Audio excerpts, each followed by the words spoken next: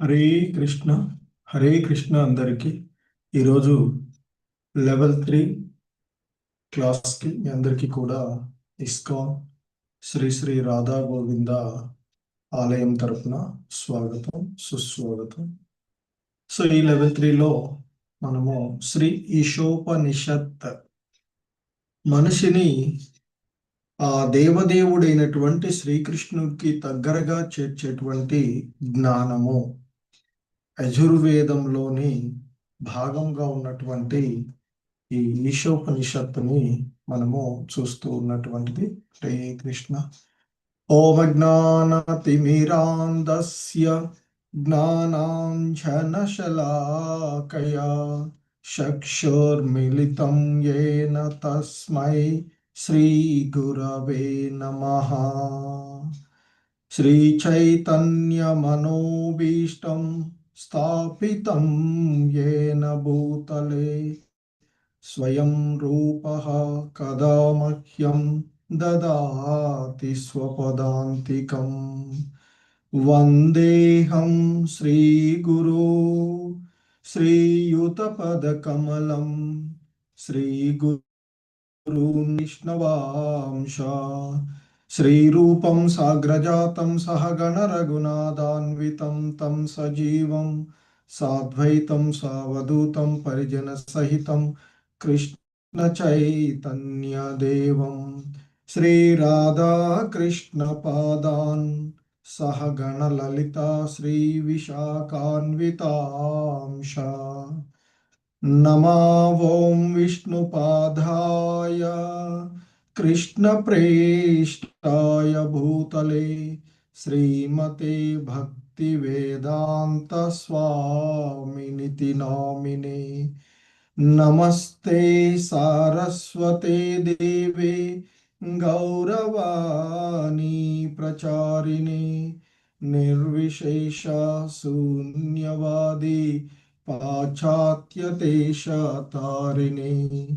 జయ శ్రీ కృష్ణ చైతన్య ప్రభు నిత్యానంద శ్రీ అద్వైత గదాధర శ్రీవాసాది గౌర భక్త వృంద. హరే కృష్ణ హరే కృష్ణ కృష్ణ కృష్ణ హరే హరే హరే రామ హరే రామ రామ రామ హరే హరే.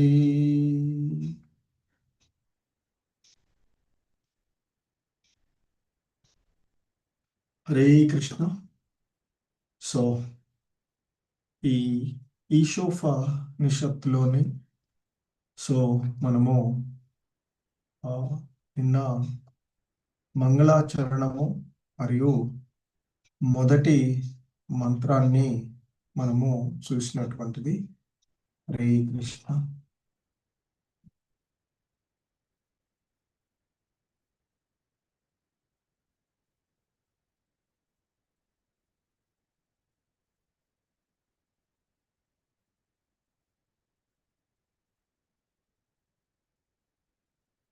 సో మంగళాచరణం. ఓం పూర్ణమద పూర్ణమిదం పూర్ణాత్ పూర్ణముదచ్యతే పూర్ణస్య పూర్ణమాదాయ పూర్ణమేవావశిష్యతే. సో ఈ విశ్వంలోని మరి అంటే ఇక్కడ దేవదేవుడు పరిపూర్ణుడు.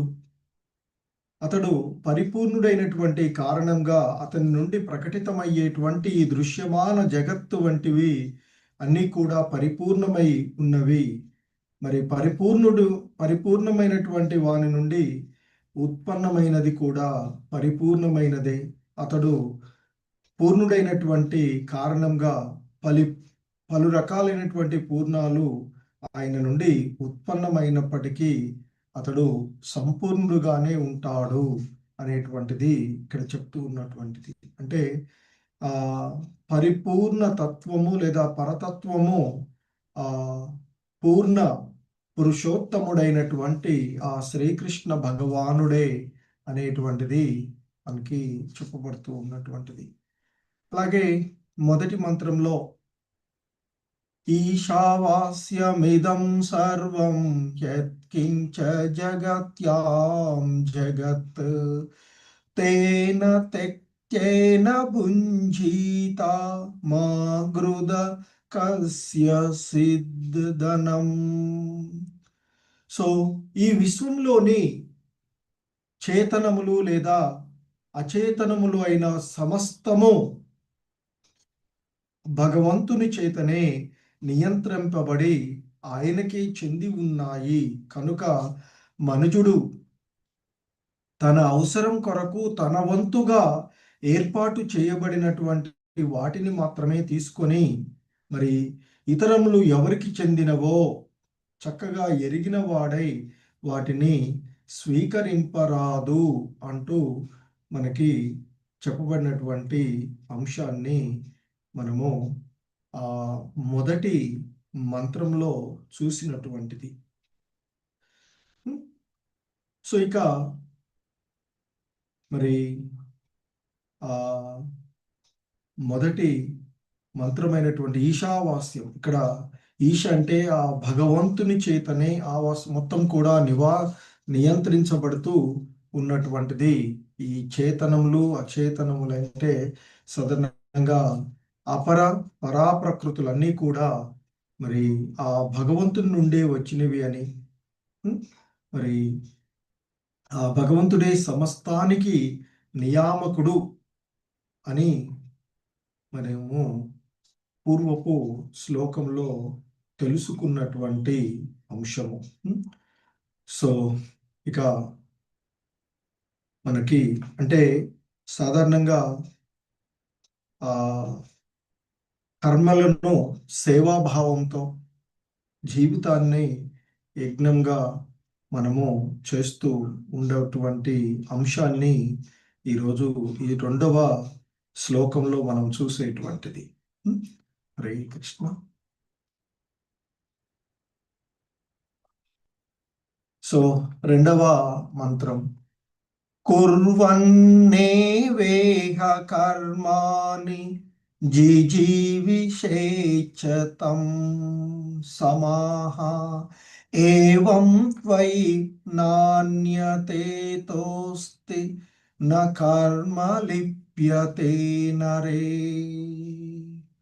సో ఇక్కడ ఈ 2వ మంత్రంలో కుర్వన్ అంటే నిరంతరము చేయుచు, కుర్వన్ అంటే నిరంతరము చేయుచు అని అర్థం. ఏవా అంటే ఈ విధంగా, కుర్వన్ ఏవా అంటే ఈ విధంగా నిరంతరము చేయుచు. కర్మాని అంటే మరి ఆ కర్మను జిజీవిషేత్ జీవింపవలనని కోరుకొనవచ్చు అని చెప్పబడుతూ ఉన్నటువంటి. సో ఇక్కడ శతం సమాహ అంటే శతం అంటే 100, 100 సంవత్సరాలు. సమాహ అంటే సంవత్సరాలు, శతం 100 సంవత్సరాలు. అలాగే ఏవం త్వయి, సో ఏవం అంటే ఆ రీతిగా, త్వయి అంటే నీకు లేదా ఎవరికైతే మనం ఉన్నామో. ఇక్కడ అన్యత అంటే ఇక అన్యత అంటే గత్యంతరము అని అర్థం వస్తుంది. ఇతహ అంటే ఈ మార్గము కన్నను, నా అస్తి లేదు, కర్మ అంటే కర్మను, నా లిప్యతే బంధింపబడదు, నరే అంటే మనిషిని అంటే మానవుడు ఆ విధంగా కర్మలు చేస్తూనే వందల సంవత్సరాలు జీవించాలి అని ఆశించవచ్చును. అలాంటి కర్మ అతనిని ఆ కర్మశాపానికి బంధించదు. మానవునికి ఇంతకంటే వేరే మార్గము లేదు అంటూ చెప్పబడుతున్నట్లు. కుర్వన్నేవేహ కర్మాణి జిజీవి చేచేస్తం సమా ఏవం త్వయి నాన్యతే తః అస్తి న కర్మ లిప్యతే నరే. సో మానవుడు ఆ విధంగా మరి ఏ విధంగా అంటే ఇంతకు ముందు చెప్పినట్లుగా ఏం చెప్పబడింది మొదటి మంత్రంలో? మరి ఇక్కడ ఈ విశ్వంలో ఉన్నటువంటి చేతనములు అచేతనములు అయినటువంటి సమస్తము కూడా భగవంతుని చేతనే నియంత్రించబడుతూ ఆయనకు చెందినటువంటిదే అని చెప్పబడినటువంటిది. అంటే మరి ఆ పరాప్రకృతి కానీ అపర ప్రకృతి కానీ మరి సంబంధించినది ఈ విశ్వంలో ఏదీ కూడా లేదు. మొత్తం కూడా ఆ పూర్ణ పురుషోత్తముడైనటువంటి భగవంతుడి నుంచి వచ్చినటువంటివే ఈ రెండు ప్రకృతులు కూడా. అంటే అపర ప్రకృతి పరాప్రకృతి అన్నీ కూడా ఆ భగవంతుడి నుండి వచ్చినవే అని తెలుసుకొని మరి ఆ పరమనిత్యుడైనటువంటి దేవదేవుడు ఆయన తన యొక్క వివిధ శక్తుల ద్వారా సమస్తాన్ని చక్కగా పొందుపరిచి ఉన్నాడు అని వివేకంతో మనము జీవిస్తూ ఆ విధంగా ఉన్నట్లయితే, అందుకే ఇక్కడ చెప్తున్నారు. సో మానవుడు ఆ విధంగా నిరంతరము ఈ విధంగా పని చేసినచో, అంటే కర్మలను చేస్తూనే, అంటే మనకు వేదాలను నిర్దేశించబడినట్లుగా మన యొక్క విద్యుక్త ధర్మాలను మనము నిర్వర్తిస్తూ వందల కొలది సంవత్సరాలు జీవించవలెనని కోరుకొనవచ్చు. అంటే మన యొక్క విద్యుక్త ధర్మాన్ని మనం నిర్వర్తిస్తూ మరి చేస్తూ ఉన్నట్లయితే అటువంటి కర్మ జీవుణ్ణి బద్ధుణ్ణి చెయ్యదు. మరి మానవునికి ఇంతకంటే ఈ మార్గము కన్నా గత్యంతరము లేదు అంటూ చెప్పబడుతూ ఉన్నటువంటిది. అన్యత ఇతర అంటే ఇక అన్యత ఇతర, సో ఇంకా వేరే ఏమి లేదు. ఇక్కడ చెప్పబడుతుంది అన్యత ఇత న అస్తి, ఇక వేరే మార్గమే లేదు అంతకంటే అంటూ చెప్పబడుతూ ఉన్నటువంటిది ఈ శ్లోకము. సో ఈ శ్లోకము భావాన్ని మనకి చూసినట్టు, అలాగే దీనికి వివరణము భాష్యాన్ని ఇస్కాన్ సంస్థాపక ఆచార్యులైనటువంటి శ్రీల ప్రభుపాదుల వారి ద్వారా చూస్తూ ఉన్నట్లయితే మనకి ఇక్కడ ముఖ్యంగా కుర్వన్ ఏవ ఇహ కర్మాని అని చెప్పబడు, అంటే కర్మలను చేస్తూనే అన్నట్లు, అంటే నిరంతరము ఈ విధంగా పనిచేస్తూ అని చెప్పబడుతూ ఉన్నటువంటిది. అలాగే జిజీవి చేత్తం సమాహ అంటే సంవత్సరాలు, ఇక్కడ శతం సమాహ అంటే వందల సంవత్సరాలు జీవించాలి అని ఆశించవచ్చు అనేటువంటిది. సో అది తప్ప మనకి వేరొక మార్గం లేదు. ఆ విధంగా మనం జీవించినట్లయితే మరి జీవుడికి, అంటే ముఖ్యంగా మానవుడికి ఎటువంటి కర్మబంధనము ఉండదు అని చెప్తుంటారు.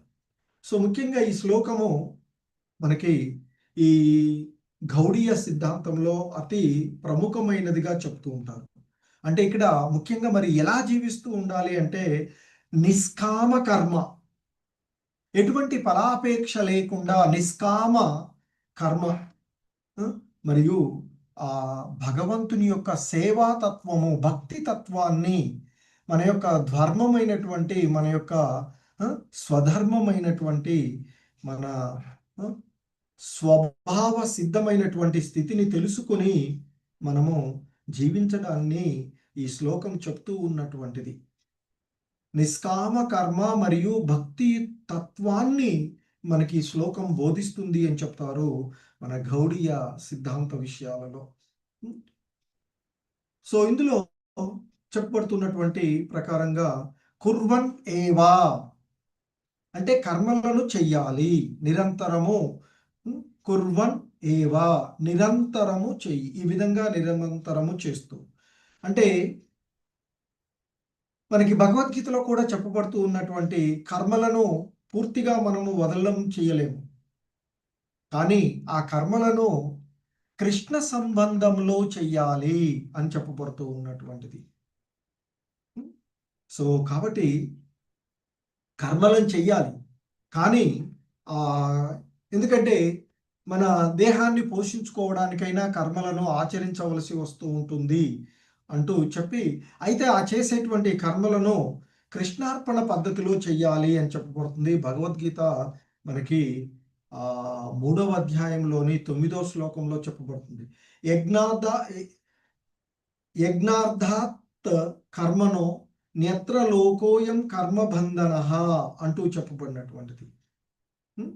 సో, అంటే యజ్ఞార్థంగా అంటే భగవంతుని కోసం చేయని కర్మ బంధనమవుతుంది అని మనకి భగవద్గీత 3వ అధ్యాయంలో చెప్పబడినటువంటి అంశాన్ని మనము చూడవచ్చు ఇక్కడ. సో, కాబట్టి అంటే భగవంత్ సంబంధంలో చేయనిది ఏదైనా కూడా మనల్ని బంధించి వేస్తుంది అని చెప్పబడుతూ ఉన్నటువంటి అంశము. అందుకే భగవద్గీతలో చెప్పినట్లుగా విష్ణువు కొరకు యజ్ఞం రూపంలో చేసేటువంటి కర్మలను మనము చెయ్యాలి. లేకపోతే ఈ భౌతిక జగత్తులో కర్మ బంధకారం అవుతుంది అని చెప్పి, అందుకే ఓ కుంతీపుత్రుడా, మరి భగవంతుని యొక్క ప్రీత్యర్థమే నీ కర్మలను చెయ్యవలసి ఉంది. ఆ ప్రకారము నీవు సర్వదా విముక్తుడవై ఉంటాడు అంటూ చెప్పారు. ఎందుకంటే సామాన్యంగా దేశ పోషణ కోసమైనా మరి మనిషి కర్మలను చెయ్యవలసి ఉంటుంది కనుక మరి ఆ ఉద్దేశం నెరవేరే విధంగా ప్రత్యేకమైనటువంటి వర్ణానికి ప్రత్యేకమైనటువంటి విద్యుక్త ధర్మాలు తయారు చేయబడ్డాయి. ఇక్కడ యజ్ఞము అంటే విష్ణు భగవానుడు లేదా యాగ కర్మలు అనేటువంటిది వస్తుంది. సమస్త యజ్ఞాలు కూడా మరి విష్ణు భగవానుని ప్రీత్యర్థం కొరకే ఉద్దేశించబడినటువంటివి. ఎందుకంటే యజ్ఞో వై విష్ణు అంటూ చెప్పబడుతూ ఉన్నటువంటిది. సో, కాబట్టి మరి మనిషి తాను చేసేటువంటి కర్మలన్నీ కూడా విష్ణు ప్రీత్యర్థము చెయ్యాలి అని చెప్పబడుతుంది. అలా చెయ్యకపోతే అంటే మరి అంటే యజ్ఞార్థంగా చేయకపోతే అంటే భగవంతుని కోసం కర్మలను చేయకపోతే అవి జీవుణ్ణి బంధించి వేస్తాయి అంటూ చెప్పబడినటువంటి అంశాన్ని మనము చూడవచ్చు. అలాగే ఈ శ్లోకంలో మరి మరొక పదం జిజీవిషేత శతం సమాహ అంటే జీవితం యొక్క ఉద్దేశ్యము అంటే ఏంటి? ఇక్కడ జీవితంలో సుమారుగా మన కలియుగం ఇప్పుడు ఒక 100 సంవత్సరాలు బతుకుతాం అనుకోండి. మరి ఆ బతికేటువంటిది అంటే మనం బతికేటువంటి సంవత్సరాలు ఏదైతే ఉందో శతం సమాహ 100 సంవత్సరాలు ఏదైతే బతుకుతూ ఉన్నామో అది భోగం కోసం కాకుండా భగవంతుని యొక్క సేవ కోసం బతకాలి అని చెప్పబడుతూ ఉన్నటువంటిది. అందుకే ఆ విధంగా మన యొక్క విద్యుక్త ధర్మాలను మనకి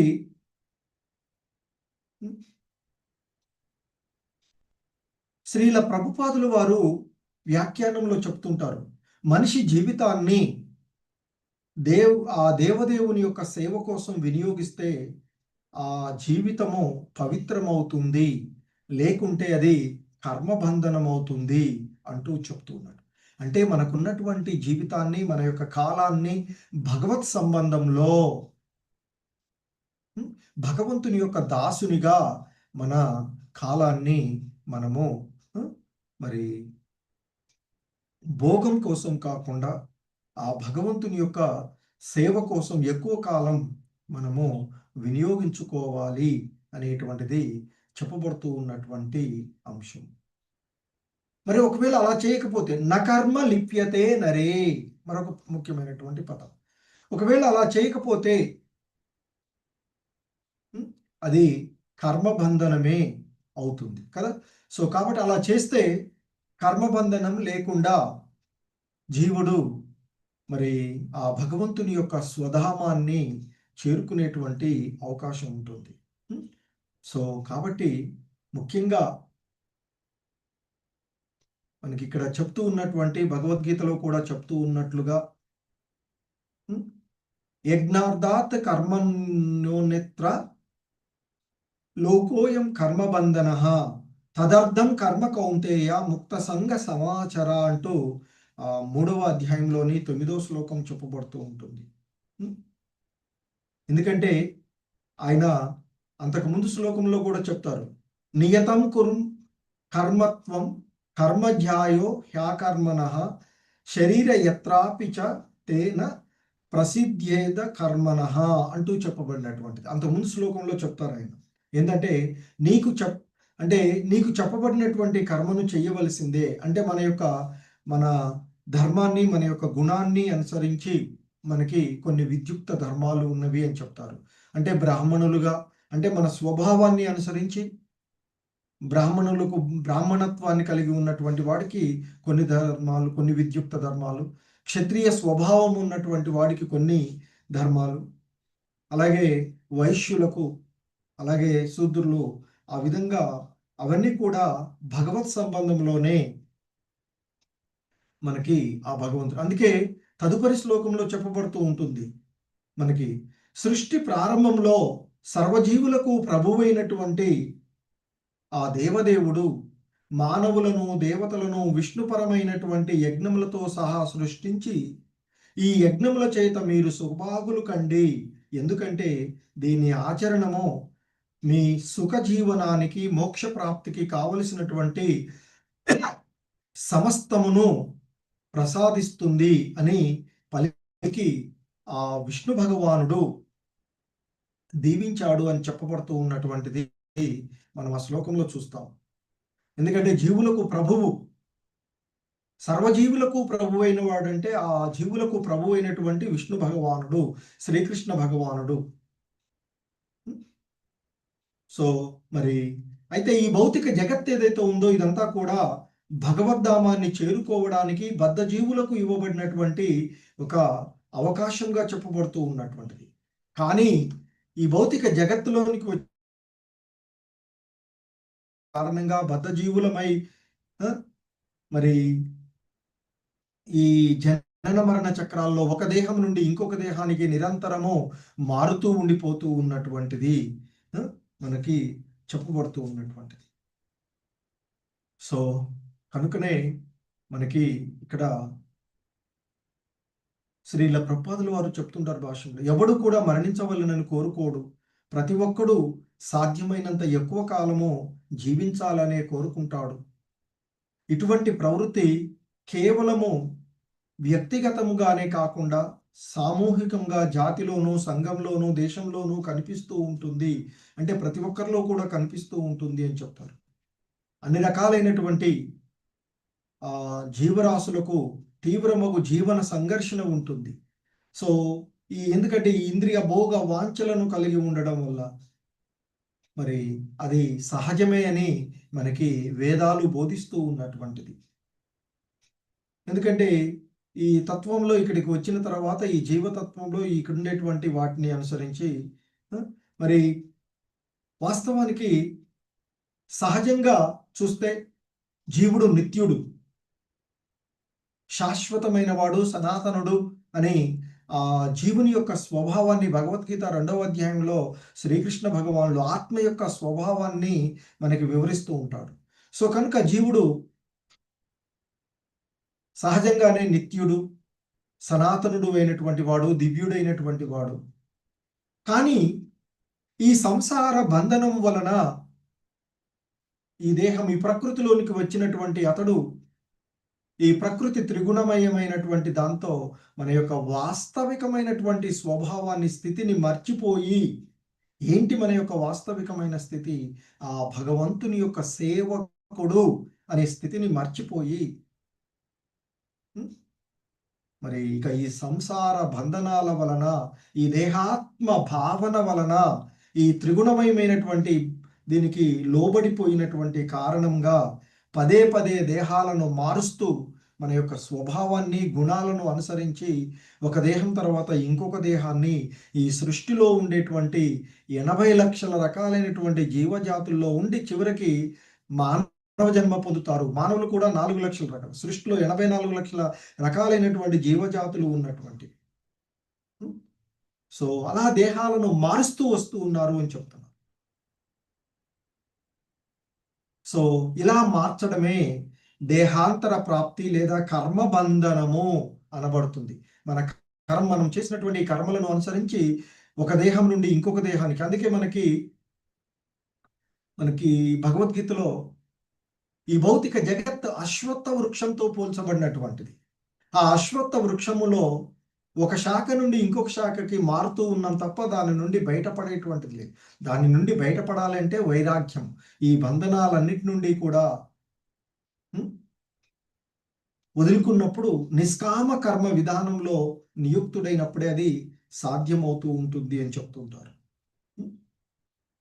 సో అదేగా ఇంకా మనకు వేదాలు చెప్తున్నది ఏంటంటే, తన యొక్క విద్యుక్త ధర్మానుసారంగా పనిచేయకపోతే ప్రకృతి నియమాలను ఉల్లంఘించిన వాడవుతాడు. అందుకే భగవద్గీతలో అర్జునుడు తన క్షత్రియుడిగా తన ధర్మమైనటువంటి యుద్ధాన్ని చేయడాన్ని నిరాకరిస్తే అతనికి యుద్ధం చేయమని చెప్తూ ఉన్నాడు. అంటే ఆ మరి విద్యుక్త ధర్మానుసారం పనిచేయకపోయినట్లయితే ప్రకృతి నియమాలను ఉల్లంఘించిన వాడై ఇక నానా రకాలైనటువంటి జీవరాశులలో జన్మ మృత్యు వలయాలలో మరింత చిక్కబడతాడు అంటూ చెప్తూ ఉన్నారు. సో ఇది ఇతర జీవరాశులకు కూడా ఉంటుంది అని చెప్తారు. కానీ జీవుడు మానవ జన్మను పొందినప్పుడు కర్మబంధనము నుండి బయటపడేటువంటి అవకాశాన్ని పొందుతాడు. ఎందుకంటే ఈ సృష్టిలో ఉన్నటువంటి 84 లక్షల రకాలైనటువంటి జీవజాతుల్లో మానవుడు మాత్రమే ఈ కర్మ బంధనాల నుండి బయటపడేటువంటి అవకాశం. సో కనుక మనకు లభించినటువంటి ఈ మానవ జన్మను సద్వినియోగపరచుకోవాలి అని చెప్తుంటారు ఆచార్యులు. సో నియమానుసారంగా మన జీవనాన్ని గడుపుతూ మనకి భగవద్గీతలో చెప్పబడినట్లుగా కర్మ అంటే ఏమిటి, అకర్మ అంటే ఏమిటి, వికర్మలు అంటే ఏమిటో తెలుసుకొని శాస్త్రానుసారంగా మన యొక్క విద్యుక్త ధర్మానుసారము మనకి ఇవ్వబడినటువంటి కర్మలను మనం చేస్తూ ఉండాలి. సాధారణంగా మనకి మరి ఏంటి కర్మ అంటే, ఆ విద్యుక్త ధర్మానుసారము చేయబడేటువంటి కర్మలు అంటే కార్యాలు ఏవైతే ఉన్నాయో వాటినే మన యొక్క సాధారణమైనటువంటి కర్మగా చెప్పబడుతుంది. సో మరి ఏవైతే కర్మలు జన్మ మృత్యు వలయాల నుండి ముక్తిని కలిగిస్తాయో జీవుడిని, అటువంటి కార్యములు అకర్మలు అనబడేవి. అంటే ఫలాపేక్ష రహితంగా చేసేటువంటి కర్మలు ఏవైతే ఉన్నాయో అవి ఎటువంటి బంధనాన్ని కలగజేయవు. కనుక అంటే మనం భగవత్ సంబంధంలో చేసేటువంటి ప్రతిదీ కూడా ఈ జన్మ మృత్యు వలయాల నుండి బయటపడవేస్తుంది. కనుక సో అవి అకర్మలుగా చెప్పబడుతూ ఉంటుంటాయి. సో మరి అంటే సాధారణంగా శాస్త్రాలలో సూచించబడినటువంటి విషయాలను మనం ఆచరించడము కర్మలు. ఆ కర్మలను అంటే ఫలాపేక్ష రహితంగా చేసినట్లయితే అవి అకర్మలు అవుతూ ఉంటాయి. మరి ప్రతి జీవుడికి కూడా కొంత పరిమితులతో కూడిన స్వతంత్రం ఉంటుంది. ఆ స్వతంత్రాన్ని దుర్వినియోగపరుచుకొని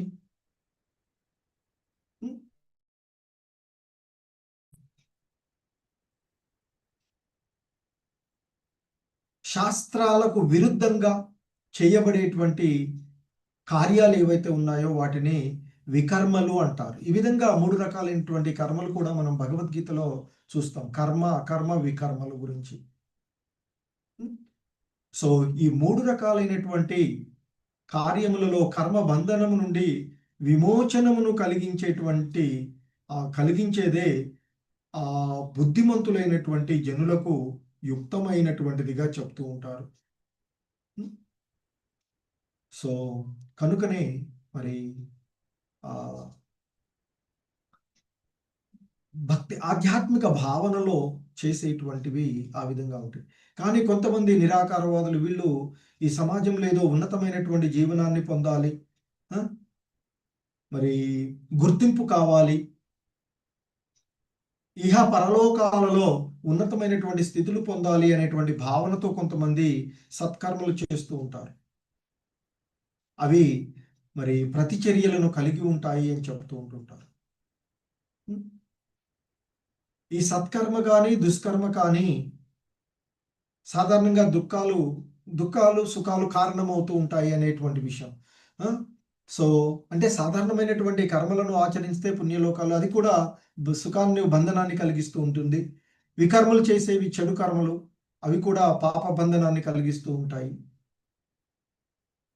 మరి అందుకే ఇక్కడ ఫలాపేక్ష రహితంగా చేసేటువంటి కర్మలు ఏవి కూడా జీవుణ్ణి బంధించబడవు అని చెప్తూ ఉన్నటువంటిది. సో ముఖ్యంగా మనకి ఎందుకంటే ఆ సత్కర్మ దుష్కర్మ రెండును సమానమైనని దుఃఖ కారణములని బుద్ధిమంతులు ఎరిగి ఉంటారు.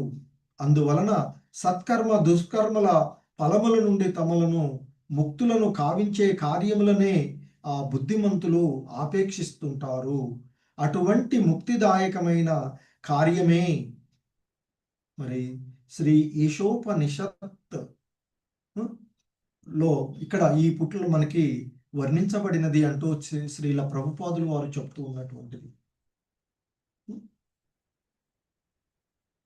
అందుకే మనకి ఉపనిషత్తుల సారంగా గీతోపనిషత్తుగా పిలువబడేటువంటి భగవద్గీత, ఈ ఉపనిషత్తుల ఉపదేశాలు మరింత విస్తారంగా వివరించబడినటువంటిది భగవద్గీతలో. ఈ వేద వాస్మయంలో పేర్కొనబడినటువంటి విద్యుక్త ధర్మాలను నిర్వహింపకనే ఎవడును ఆ నైష్కర్మ్య స్థితిని అంటే అకర్మ స్థితిని పొందజాలడని భగవద్గీతలో మనకి 3వ అధ్యాయంలోనే 9వ శ్లోకం నుండి 16వ శ్లోకం వరకు కూడా చెప్పబడినటువంటి ఆయన చెప్తూ ఉంటారు. తర్వాత చెప్తారు మనం ఆ విధంగా పరస్పర సహకారంతో జీవిస్తూ ఉంటే యజ్ఞాలకు ప్రసన్నులైనటువంటి దేవతలు మనకు కావలసిన వాటిని మరి ప్రీతిని కలిగిస్తూ ఉంటారు. ఆ విధంగా పరస్పర సహకారంతో జీవించమని చెప్పబడినటువంటిది. సో మరి ఆ వివిధ జీవిత అవసరాలకు అధిపతులైనటువంటి దేవతలు యజ్ఞ నిర్వహణ ద్వారా సంతృప్తి చెంది మనకు కావలసినటువంటి అన్నిటినీ కూడా సమకూరుస్తారు. మరి అటువంటి పరిస్థితులలో మరి కానుకలను తిరిగి దేవతలకు సమర్పించకుండా భోగించేవాడు చోరుడవుతాడు అంటూ చెప్పబడినటువంటిది. అందుకే మొదట యజ్ఞానికి సమర్పించినటువంటి ఆహారాన్నే తినాలి అనేటువంటిది మనకి భగవద్గీతలో చెప్పబడినటువంటిది. అటువంటి భక్తులు అంటే భగవంతుడికి నైవేద్యంగా సమర్పించినటువంటి ఆహారాన్నే తీసుకునేటువంటి కారణంగా భగవద్భక్తులు అన్ని రకాలైనటువంటి పాపముల నుండి విడిపడతారు. కానీ ఎవడైతే తన సొంత ఇంద్రియ తృప్తి కోసం ఆహారంను తయారు చేసుకునేటువంటి వాడు కేవలము పాపాన్నే తింటాడు అని చెప్తూ ఇంకా చెప్తారు, దేహాలన్నీ కూడా ధాన్యంపై ఆధారపడి జీవిస్తాయి.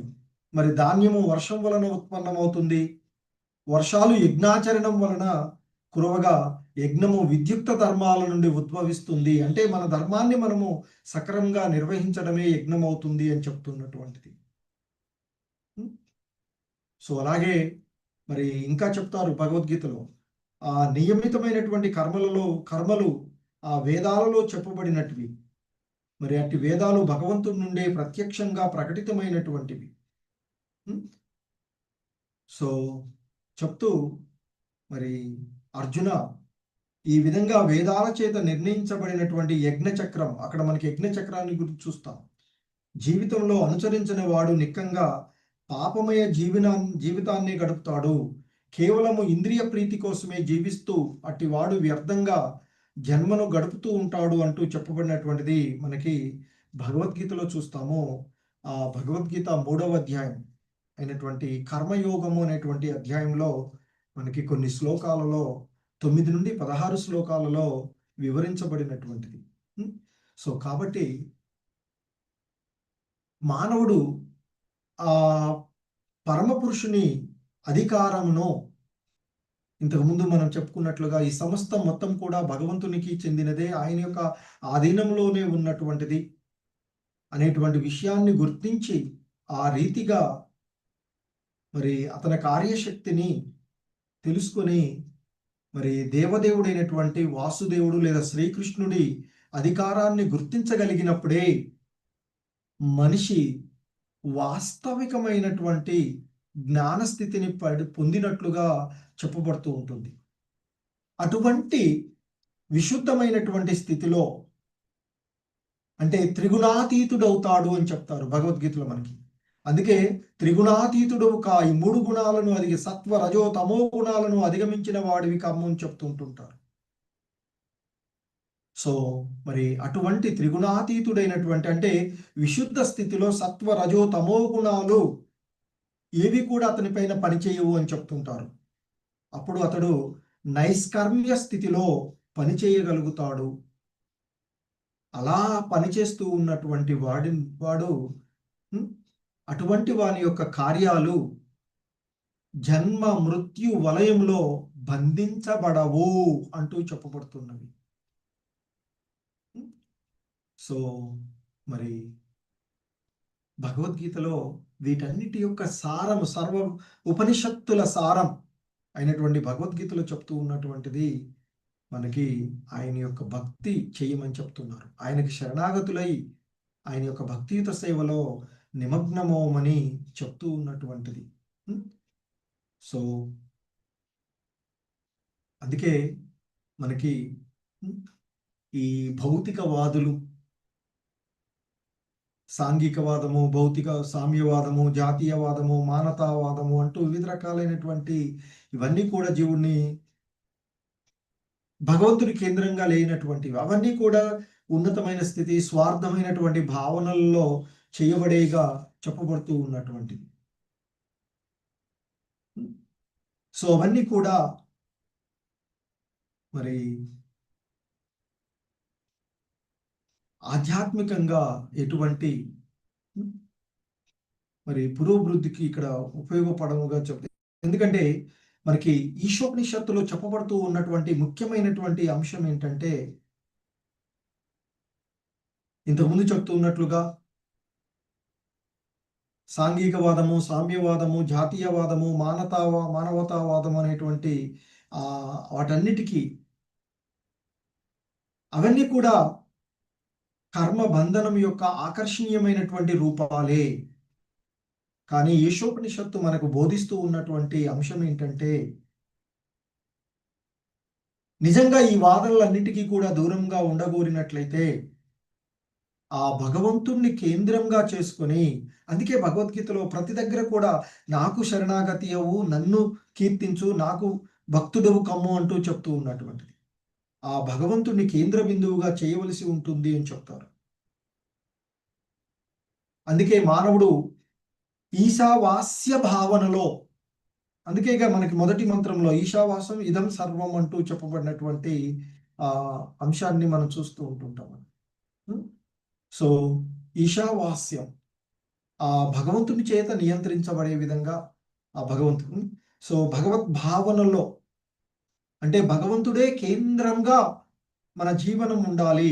మన కార్యాలను చేస్తూ ఉంటే అతడు గృహస్థుడైనా, పరోపకారి అయినా, సాంఘికవాది అయినా, సామ్యవాది అయినా, జాతీయవాది అయినా, మానవతావాది అయినా ఎటువంటి ఇది లేదు అని చెప్తారు. కాకపోతే కృష్ణ కేంద్రంగా, దేవదేవుని కేంద్రంగా తన పని ఉండాలి అని చెప్తూ ఉంటారు. అందుకనే మనకి మన యొక్క స్థితులలోనే ఉంటూ గృహస్థులుగానే ఉంటూ ఉద్యోగ ధర్మం, కాకపోతే మనం చేసేటువంటి ప్రతి పని కూడా కృష్ణార్పణ, కృష్ణ సంబంధంలోనే ఉండాలి అంటూ చెప్పబడుతూ ఉన్నటువంటి అంశం. సో కాబట్టి ఆ భగవత్ పరములైనటువంటి కార్యాలు ఎంతో విలువైనవిగా, అంటే వాటిలో కొన్నైనా సరే మనం చేయగలిగినట్లయితే ఈ పెను ప్రమాదము నుండి మనల్ని మనము బయటపడవేసుకోగలము అంటూ భగవద్గీతలో చెప్తారు. ఈ మార్గాన్ని అనుసరిస్తూ సో భగవద్గీతలో ఒక శ్లోకం చెప్పబడుతుంది మనకి. 2వ అధ్యాయంలోని గీతాసారములోని 40వ శ్లోకం ముఖ్యంగా, నేహాభిక్రమనాశోస్తి ప్రత్యావాహయో న విద్యతే స్వల్పమప్యస్య ధర్మస్య త్రాయతే మహతో భయాత్. ఇక్కడ నేహాభిక్రమనాశోస్తి ప్రత్యావాయో నవిద్యతే అంటూ చెప్పబడినటువంటిది. సో ఇక్కడ ఎందుకంటే అంతకుముందు ఆయన చెప్పిన తర్వాత చెప్తాడు, ఇప్పటి వరకు నేను ఈ జ్ఞానమును సాంఖ్యం ద్వారా వివరించాను, ఇప్పుడు ఫలాపేక్ష లేనటువంటి కర్మ రూపంలో వివరిస్తాను అంటూ చెప్తూ ఉంటారు.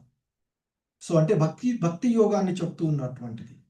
సో ఆ భక్తి యోగాన్ని మరి ఏ మాత్రం కొంచెం ఈ ప్రయత్నం ఆ యోగంలో ప్రయత్నించినప్పుడు, అందుకే ఇక్కడ చెప్తున్నారు నేహాపి క్రమ నాశ అస్తి అని ఇక్కడ చెప్తున్నటువంటి. అంటే ఈ యోగంలో ఈ ప్రయత్నంలో నష్టం కానీ తక్కువ అవడం కానీ ఏదీ లేదు. నా విద్యతే, తక్కువ అవడం కానీ ఏదీ లేదు అని చెప్తూ ఉంటుంటారు. సో మరి ఇంకా చెప్తున్నటువంటి స్వల్పమప్యస్య ధర్మస్య త్రాయతే మహతో భయాత్ అని చెప్పబడినటువంటిది. కానీ ఈ మార్గంలో ఏ మాత్రము భక్తి భావనలో మనం నెలకొనినా, ఎందుకంటే ఈ భక్తి మనకి తరగనటువంటిది, భౌతికమైనటువంటి సంపదలు తరిగిపోయేటువంటివి. కానీ భక్తి అనేటువంటి దాన్ని మనం ఏమాత్రము సంపాదించుకున్నా అది తరగనటువంటిది, ఎప్పటికీ శాశ్వతంగా ఉండిపోయేటువంటిది. సో కనుక ఈ జన్మలో ఒక 10% మనము భక్తి చేస్తే, నెక్స్ట్ జన్మ ఒకవేళ పొందితే అది నెక్స్ట్లో మనకి 11వ దగ్గర నుంచి ప్రారంభం అవుతుంది. కానీ భౌతికమైనటువంటి సంపదలు ఏవి కూడా మనతో ఉండవు. ఇప్పుడు ఉండేటువంటి ఆస్తులు కానీ వీళ్ళంతా కానీ దేహ సంబంధమైనది ఏది మనకి నెక్స్ట్ జన్మలో ఉండవు. కానీ మనతో ఉండేటువంటిది ఒక భక్తి భావన మాత్రమే, భక్తిలో చేసేటువంటిది మాత్రమే. అందుకే ఈ భక్తి మార్గంలో ఏ మాత్రం స్వల్పమైనటువంటి ప్రయత్నం మీరు పొందినా, ఏ మాత్రం పురోభివృద్ధి చెందినా అది మనిషిని ఇక్కడ చెప్తున్నారు త్రాయతే మహతో భయాత్. త్రాయతే అంటే విడుదల చేస్తుంది. మహత్ భయాత్, మహత్తరమైనటువంటి భయము నుండి మిమ్మల్ని విడుదల చేస్తుంది అని చెప్తారు. సో అది మరి భగవంతుడు చెప్పినటువంటి భగవద్గీతలో మనకి ఆ భగవంతుడు చెప్పినటువంటి అంశము. సో కనుక ఆ విధంగా మరి భగవత్ సంబంధంలో, ఎందుకంటే మరి ఈ 84 లక్షల రకాలైనటువంటి జీవజాతుల్లో తిరుగుతూ ఉండేటువంటి జన్మ మృత్యు పరంపరల్లో పడిపోవడమే మనకి ఘోరమైనటువంటి భయంకరమైనటువంటిది అన్నారు కదా. మహత్తరమైన భయం ఏంటా? మహత్తరమైనటువంటి భయం అంటే ఈ జన్మ మృత్యు వలయంలో ఈ 84 లక్షల రకాలైనటువంటి జీవుల్లో మరలా పుట్టడము, పెరగడము, కొంతకాలం నిలిచి ఉండడము, మనకు సంబంధించిన జీవులను ఉత్పత్తి చేయడము, తర్వాత క్రమంగా క్షీణించిపోవడము, చివరికి నశించిపోవడం. కానీ ఆధ్యాత్మిక అవకాశం మనకి లభించినప్పుడు మరి ఆ ఆధ్యాత్మికమైనటువంటి అవకాశాన్ని మనం పోగొట్టుకున్నాం అనుకోండి, భక్తి భావనలో ఉండేటువంటి అవకాశం మనకు లభించిందనుకోండి, ఏదో అదృష్టశావతో లేదా పూర్వజన్మలో మనం చేసుకున్నటువంటి ఫలాల కారణంగానో లభించిందనుకోండి, దానిని మనము పోగొట్టుకున్నట్లయితే మనము మరలా ఈ జన్మ మృత్యు వలయంలో కూరుకుపోయేటువంటి వాళ్ళమే, మనంత దురదృష్టవంతుడు ఇంకొకడు ఉండడు అని చెప్తూ ఉంటారు. ఎందుకంటే మళ్ళీ మానవ జన్మ వస్తుందో లేదో తెలియదు. ఈ లభించినటువంటి మానవ జన్మని సక్రమంగా ఉపయోగించుకోవాలి అని చెప్తూ ఉన్నారు. ఎందుకంటే మన ఇంద్రియాలన్నీ కూడా అసమగ్రమైనటువంటివి. మరి ఆ విషయాన్ని గుర్తించుకోలేకనే మూర్ఖులు, అందుకే భగవద్గీతలో చెప్తారు, దుష్కృతులు 4 రకాలైనటువంటి దుష్కృతులు నన్ను చేరలేరు అని చెప్తారు. మరొక 4 రకాలైనటువంటి పుణ్యాత్ములు, పుణ్య ఫలంగా కారణంగానే మనం భగవంతుని దరిచేరేటువంటి అవకాశం ఉంటుంది. అది ఆపదలలోనైనా, సంపదల కోసమైనా, జిజ్ఞాసువులైనా, జ్ఞానం కోసమైనా చేరి ఉండవచ్చు. అలా లభించినటువంటి అవకాశాన్ని వినియోగించుకొని విశుద్ధ భక్తులుగా మారి ఈ జనన మరణ చక్రాల నుండి బయటపడాలి అనేటువంటిది మనకి చెప్తుంది. అంతేకాని కుక్కలుగానో, పిల్లులుగానో, వివిధ రకాలైనటువంటి జీవులుగా నిరంతరము పుడుతూ ఈ జన్మ మృత్యు పరంపరలో ఉండిపోవాలని భగవంతుడు కోరుకోవడం లేదు. మనల్ని ఉద్ధరించడానికే ప్రయత్నం చేస్తున్నారు. అందుకే ప్రతి యుగంలో వివిధ రకాలైనటువంటి అవతారాల్లో మనకి అవకాశాన్ని ఇస్తూ ఉన్నారు. సో మనకి అందుకే ఈశోపనిషత్తు భావనలో మనం పరహిత కార్యాలను నిర్వహించినప్పుడు అది కర్మయోగం అవుతుంది అని చెప్తారు. అటువంటి కార్యాలే భగవద్గీతలో మనకి మరి ఈ జన్మ మృత్యు వలాల నుండి మనల్ని కాపాడగలవు అంటూ 18వ అధ్యాయంలో, భగవద్గీత 18వ అధ్యాయంలో చెప్పబడినటువంటి శ్లోకాలను ఇక్కడ గుర్తు చేస్తూ ఉన్నారు శ్రీల ప్రభుపాదుల వారు. ఆ శ్లోకాలు చూడండి మనకు ఒకసారి. సో అంటే ఆ ఈ గుణాల మన నుండి బయటపడేటువంటి క్రమాన్ని మనకు చెప్తూ ఉంటుంటారు. సో కనీసం మనము సాత్వికమైనటువంటి స్థితిలో ఉండి కొద్ది గొప్ప భక్తి భావనలో ఉన్నట్లయితే తిరిగి మానవ జన్మైనా లభించేటువంటి అవకాశం ఉంటుంది. ఎప్పుడో ఒకప్పుడు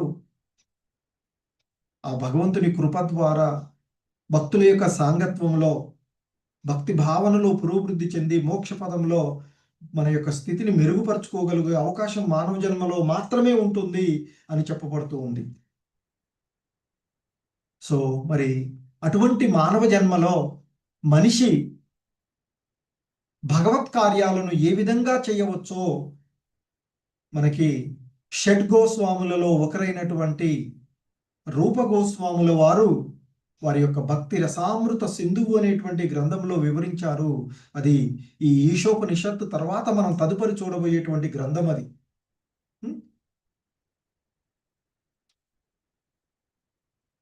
సో కాబట్టి మరి మనకి ఆ భక్తి రస అమృత సింధువు, సింధువు అంటే సముద్రం, ఎటువంటి అమృతం, భక్తి రస అమృత సముద్రం అది మనకి ఆ గ్రంథం అది. సో అందులో మొదటి విభాగాన్ని మనం చూస్తాము. సో ఎన్నో భక్తిలో ఎలా పురోభివృద్ధి చెందాలి, ఏ విధంగా ఉండాలి, ఎలా విధమైన భక్తులు చేయాలి అనేటువంటి అనేక రకాలైనటువంటి శిక్షణలు మనకి ఆ భక్తి రసామృత సింధువులో ఉంటుంది. సో కనుక ఈశోపనిషత్తు దృష్ట్యా తమ కార్యములను చేయగోరేవారు ఆ భక్తి రసామృత సింధువు అనేటువంటి అమూల్యమైనటువంటి గ్రంథాన్ని చదవాలి అని శ్రీల ప్రభుపాదుల వారు మనకి మనవి చేస్తూ ఉంటారు. అందుకే మనకి కోర్సులో లెవెల్ 3 కోర్సులో ఆ భక్తి రసామృత సింధువును కూడా చేర్చినటువంటిది. హరే కృష్ణ, జగద్గురు శ్రీల ప్రభుపాద్కి ఛాయ్. సో ఇది ఈరోజు 2వ మంత్రము. సో హరే కృష్ణ. మనకి మొదటి మంత్రం చెప్తూ ఉన్నటువంటి సర్వం ఈశావాస్యం, అన్నీ భగవంతుడివే అని చెప్పబడింది. కాబట్టి 2వ మంత్రంలో మనకు చెప్పబడినటువంటిది, అందువల్ల కర్మలను చెయ్యి, కానీ అవి భగవత్ సంబంధంలో చేయమన్నారు. మన కోసం, మన ఇంద్రియ తృప్తి కోసం కాకుండా భగవత్ సంబంధంలో కర్మలు చేయమని చెప్తున్నారు. అదే మనకి ఈ వైష్ణవ విధానంలో కర్మయోగము భక్తి యోగంగా మారేటువంటి స్థితి. కర్మలను చేస్తూ భగవత్ సంబంధంలో చేస్తే కర్మలు చేసేటువంటి కర్మయోగం ఏదైతే ఉందో అది భక్తి యోగంగా మారేటువంటిది. సో ఈ మంత్రం మనకి చెప్పేటువంటిది ముఖ్యంగా కర్మ చేయకుండా పారిపోవద్దు. కర్మలు చేయవలసిందే. భగవద్గీతలో కూడా చెప్పబడినటువంటిదే. ఎందుకంటే ఈ దేహాన్ని పోషించుకోవడానికైనా మనం కర్మలు చేయాలి. కాకపోతే చేసేటువంటి కర్మలు ఫలాసక్తి లేకుండా చేయాలి. కృష్ణార్పణ ధోరణిలో చేయాలి. భగవత్ సంబంధంలో చేయాలి. అప్పుడు ఆ కర్మలు మనకి ఎటువంటి బంధనాలు ఉండవు అని తెలియచేస్తూ ఉన్నటువంటి అంశం. హరే కృష్ణ. ధన్యవాదాలందరికీ.